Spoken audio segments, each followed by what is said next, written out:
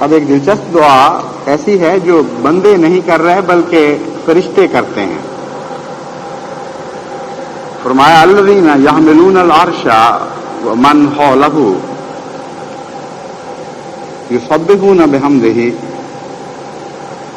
ویسبحون بحمد ربہم ویؤمنون بہ ویستغفرون للذین آمنوا. کہ ہمارے بعض ایسے ملائک ہم نے پیدا کیے ہیں جو عرش کو سنبھالے ہوئے ہیں، ومن حولہ اور جو کچھ بھی اس کے ارد گرد ہے، یسبحون بحمد ربہم وہ خدا کی تسبیح اس کی حمد کے ساتھ کرتے ہیں، ویؤمنون بہ وہ اس پر پوری طرح ایمان لاتے ہیں، ویستغفرون للذین آمنوا اور جو لوگ بھی ایمان لائے ہیں ان کے لیے وہ استغفار کرتے رہتے ہیں. اس آیت کا اکثر مفسرین یہ ترجمہ کرتے ہیں کہ گویا نعوذ باللہ من ذالک عرش کوئی ایسا تخت ہے آسمان پر کہیں جس پر خدا بیٹھا ہوا ہے اور اس کو کچھ فرشتے کندھوں پر اٹھائے ہوئے ہیں اور یہ ان فرشتوں کی دعا ہے. یہ بالکل ایک جاہلانہ تصور ہے، اس کی کوئی حقیقت نہیں ہے. اللہ تعالیٰ تو ساری کائنات کو اٹھائے ہوئے ہے، اس کو اٹھانے والا کون ہے؟ اس لیے عرش سے مراد ہرگز وہ کسی قسم کا کوئی جسمانی عرش نہیں. عرش کے مختلف معانی ہیں، قرآن کریم میں مختلف جگہ عرش مختلف معانی میں استعمال ہوا ہے، اور عرش سے نظام کائنات بھی مراد ہے. چنانچہ قرآن کریم میں اللہ تعالیٰ فرماتا ہے جب ہم نے زمین و آسمان کو پیدا کیا اس کے بعد کیا ثم استویٰ پھر اللہ تعالیٰ نے عرش پر استوا کیا. تو عرش سے مراد وہ ساری کائنات تھی اور اس کا نظام تھا جس کو خدا نے پیدا کیا اور پھر اس کو سنبھال لیا، اس کا انتظام چلایا. بس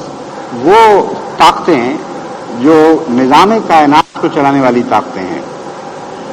اور نظام کائنات کی جب ہم بات کرتے ہیں تو صرف ظاہری نظام کائنات نہیں بلکہ روحانی نظام کائنات بھی ہے، اور یہاں غالباً اسی کا ذکر ہے کہ وہ خدا کے پیدا کردہ فرشتے یا وہ طاقتیں جو روحانی نظام عالم کو چلانے کی ذمہ دار ہیں وہ خدا کی حمد کرتی ہیں، اس کی تسبیح کرتی ہیں اور پھر یہ عرض کرتی ہیں کہ اے خدا مومنوں سے مغفرت کا سلوک فرما. فرشتوں کی طرف زیادہ دھیان اس لیے جاتا ہے کہ یہاں اپنے لیے انہوں نے استغفار نہیں مانگی. یہ بھی ممکن تھا اس آیت کا ترجمہ کہ خدا کے فرشتہ صفت انسان یہ دعا کرتے ہیں، لیکن فرشتہ صفت انسانوں میں سب سے بڑھ کر تو حضرت محمد رسول اللہ صلی اللہ علیہ وآلہ وسلم تھے. وہ پہلے اپنے لیے استغفار فرماتے تھے، پھر مومنوں کے لیے استغفار فرماتے تھے. کیونکہ ملائکہ کو بدی کی طاقت نہیں ہے، ان کو اختیار ہی نہیں ہے، اس لیے وہ اپنے لیے استغفار کر ہی نہیں سکتے. وہ ان کے لیے بے اختیاری کی بات ہے. بس اس لیے یہاں ترجمہ یہی کرنا پڑے گا کہ ایسے فرشتے جو روحانی نظام کو چلانے والے ہیں ان کا دل بھی چاہتا ہوگا کہ ہم بھی استغفار کریں، اور چونکہ ان پر اطلاق نہیں پاتی استغفار اس لیے وہ خدا کے مومن بندوں کے لیے استغفار کرتے ہیں. اور استغفار اس طرح کرتے ہیں ربنا وسعت کل شیء رحمۃ و علما، اے ہمارے رب وسعت کل شیء رحمۃ و علما، تو نے اپنے علم اور رحمت کے ذریعے ہر چیز پر احاطہ کر لیا ہے. تیرا علم بھی ہر چیز پر حاوی ہے اور تیری رحمت بھی ہر چیز پر حاوی ہے. فاغفر للذین تابوا، بس ان لوگوں کے لیے مغفرت کا سلوک فرما جو توبہ کرتے ہیں، واتبعوا سبیلک، اور جو تیری رستے پر چلتے ہیں، وقہم عذاب الجحیم، اور ان کو آگ کے عذاب سے بچا. ربنا وادخلهم جنات عدن التي وعدتهم ومن صلح من آبائهم وازواجهم وذرياتهم انک انت العزیز الحکیم، اے ہمارے رب ان کو ہمیشگی کی جنتوں میں داخل فرما دے، وہ جنتیں جن کا تو نے ان سے وعدہ کر رکھا ہے، اور ان کو بھی جو ان کے آباء و اجداد میں سے اچھے لوگ تھے، وذریاتہم، اور ان کی اولادوں کو بھی، انک انت العزیز الحکیم، یقیناً تو غالب علم رکھنے والا اور صاحب حکمت ہے، وقہم السیئات، اور ان کو بدیوں سے بچا، ومن تق السیئات یومئذ فقد رحمتہ، آج اگر تو کسی کو بدیوں سے بچا دے تو نے اس پر بہت رحم فرمایا، وذالک هو الغفور العظیم، اور یہ خدا ہی ہے جو بہت ہی مغفرت کرنے والا اور بہت ہی عظیم ہے۔ ان آیات میں دو باتیں ایسی ہیں جو میں خاص طور پر آپ کے سامنے رکھنی چاہتا ہوں۔ اگرچہ ملائک کے متعلق قطعی طور پر یہ ثابت ہو جاتا ہے کہ وہ بنی نوع انسان کے لیے، مومنوں کے لیے استغفار کرتے تھے، لیکن حضرت اقدس محمد رسول اللہ صلی اللہ علیہ وآلہ وسلم بھی تمام بنی نوع انسان کے لیے، خصوصاً مومنوں کے لیے استغفار کرتے تھے، اور چونکہ آپ بھی رحمت للعالمین تھے، اس لیے جب میں یہ پڑھتا ہوں کہ وسیع تھا، آیت ہے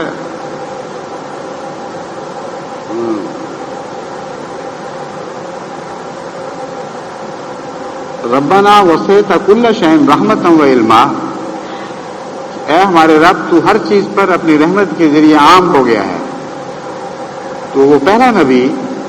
جس کے ذریعے اللہ تعالیٰ کی رحمت تمام بنی نوع انسان کے لیے عام کی گئی، وہ حضرت محمد مصطفیٰ صلی اللہ علیہ وآلہ وسلم تھے۔ اس لیے میں سمجھتا ہوں کہ حضور صلی اللہ علیہ وآلہ وسلم کے استغفار کا بھی اس میں ذکر ہے، اور آپ کی رحمت جو تمام بنی نوع انسان پر پہنچی ہے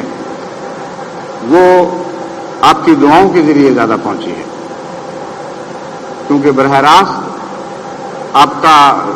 تعلیم کے ذریعے سے فیض تو عام نہیں ہوا، علما میں تعلیم کا ذکر ہے اور رحمہ میں آپ کی برکتوں کا ذکر ہے۔ بس ایک ہی نبی جس کی تعلیم بھی تمام بنی نوع انسان کے لیے عام تھی اور جس کی رحمت بھی عام تھی، وہ حضرت محمد رسول اللہ تھے۔ اگرچہ تعلیم تو سب جگہ نہیں پہنچ سکی اور آج بھی نہیں پہنچ سکی، آج بھی جس ملک میں ہم بیٹھے ہوئے ہیں، اس ملک کے اکثر باشندے حضرت محمد رسول اللہ صلی اللہ علیہ وسلم کی اس تعلیم سے غافل ہیں جو تمام بنی نوع انسان کے لیے تھی، لیکن آپ کی رحمت ضرور پہنچی ہے، اور رحمت اگلوں کو بھی پہنچی ہے، پچھلوں کو بھی پہنچی ہے، اور تمام عالم کو پہنچی ہے۔ اس مضمون کو سمجھنے کے لیے آپ کو یہ بات یاد رکھنی چاہیے کہ یہ ہماری طرف سے محض دعویٰ نہیں ہے بلکہ ایک حقیقت ہے۔ حضرت صلی اللہ علیہ وآلہ وسلم کو مقصود کائنات بتایا گیا ہے، اور چونکہ شریعت نے ترقی کرتے ہوئے بالآخر جس طرح ارتقاء انسان تک پہنچا، حضرت محمد رسول اللہ صلی اللہ علیہ وسلم کی تعلیم تک پہنچنا تھا، گویا اسلام میں شریعت کا ارتقاء ہے۔ اس پہلو سے جو پہلے لوگ تھے ان سب کو جو تربیت دی گئی وہ اسی طرف قدم بڑھانے کی غرض سے تربیت دی گئی، اور تمام دنیا میں جہاں جہاں بھی اللہ تعالیٰ کی طرف سے شریعت نازل ہوئی اور رحمت کے نزول ہوئے، ان سب کو بالآخر حضرت صلی اللہ علیہ وآلہ وسلم کی پیدا ہونے کی طرف سے پیدا کی جانے والی عالمی برادری کا جز بننے کے لیے تیار کیا جا رہا تھا۔ پھر جس طرح درخت کو پھل لگتا ہے تو ہم سمجھتے ہیں کہ یہ اپنی مراد کو پہنچ گیا، لیکن پھل لگنے کے بعد تو اس کی خدمت نہیں کی جاتی۔ درخت کی خدمت تو بیج ڈالتے وقت بلکہ بیج ڈالنے سے پہلے شروع کر دی جاتی ہے۔ جب آپ مٹی کھودتے ہیں، اس کو نرم کرتے ہیں، جب آپ کھاد کا انتظام کرتے ہیں اور پانی کا انتظام کرتے ہیں، ابھی بیج بویا بھی نہیں تو یہ سب انتظام شروع ہیں، پھر بیج بوتے ہیں، پھر وہ درخت بنتا ہے اور مسلسل اس کی نگہداشت جاری رہتی ہے، یہاں تک کہ بالآخر وہ پھل پیدا کرنے لگ جاتا ہے۔ بس حضرت اقدس محمد رسول اللہ صلی اللہ علیہ وآلہ وسلم کا فیض اگر زمانے میں بھی پہلوں کو پہنچا اور کائنات میں بھی ہر جگہ عام تھا، تو یہ کوئی فرضی دعویٰ نہیں ہے، بلکہ حضرت صلی اللہ علیہ وآلہ وسلم کو مخاطب کرتے ہوئے اللہ تعالیٰ نے فرمایا لولا کا لما خلقت الافلاک، کہ اے میرے بندے اگر تجھے پیدا کرنا مقصود نہ ہوتا تو میں کائنات کو پیدا نہ کرتا، کیونکہ اس کائنات کا پھل تو ہے، اس کا مقصود تو ہے، تو جیسا میں نے پیدا کرنا تھا بیچ میں دوسرے بھی پیدا ہو گئے، اور درخت کے پھل کے لیے لکڑی بھی تو پیدا ہوتی ہے، پتے بھی تو پیدا ہوتے ہیں، اور ان کے مختلف فوائد بھی دنیا کو پہنچتے ہیں۔ تو یہ وہ معنی ہے جس معنی میں سمجھتا ہوں کہ فرشتے خدا سے عرض کرتے ہیں کہ اے خدا تیری رحمت اور علم تو سب دنیا میں اب عام ہو چکی ہے، فاغفر للذین تابوا واتبعوا سبیلک وقہم عذاب الجحیم، اس لیے ہر اس شخص پر رحم فرما، اس کی توبہ قبول کر جو تیری طرف توبہ سے جھکتا ہے، اور اسے آگ کے عذاب سے بچا۔ یہاں یوم اذن کا معنی بھی سمجھ آ جاتا ہے۔ اس دعا میں فرشتے عرض کرتے ہیں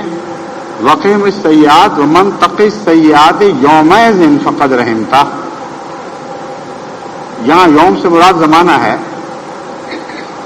عام طور پر تو عقل میں یہی بات آنی چاہیے کہ جس زمانے میں بھی خدا کسی پر رحم کرے وہ اس نے کسی کو بخش دے، بہت اس نے رحم کیا۔